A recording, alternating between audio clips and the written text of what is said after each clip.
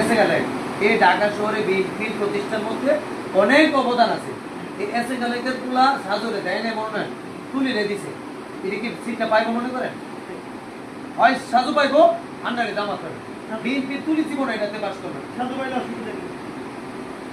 সাজু পাইলে আমরা দলের ইয়াটা তো কম পাইলেন, কি করবো? আসনটা কম পাইলেন না। তো রাজনীতি জানেন। আপনি রাজনীতি জানেন না। এরকম অনেকগুলো বিদ্রোহী প্রার্থীর কারণে জি। বিএনপি ফেল করবো। না না, যেগুলো বিদ্রোহী করতে তারা কাছে ধরলে আলোচনা করে দাঁড়াইতেছে। হ্যাঁ, জানেন না হয় না আমাদের কথা। এই দলের সাপোর্ট পাইতেছে ওরা, বিদ্রোহী তাহলে প্রার্থী পাইতেছে না, পাইতেছে। পাইতেছে না।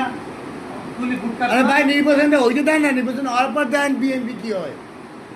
আপনি ভবিষ্যতের কথা যদি বলছেন। 300 আসনও পায় বিএনপির অস্তিত্ব থাকতো না, এটা আমি কয়ে দিলাম।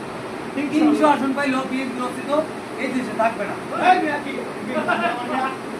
থাকবে না। এটা আমাদের ভুল দেওয়া না ভাই, আপনি মনে হয় ঘুমের ঘরে আছে, রাজনীতি দূরদর্শিতা শূন্যের কোটায় আপনি রাইতে মনে হয় ঘুমান নাই, আপনি ঘুমাই 1% হলে 100 এ নেওয়া যায়।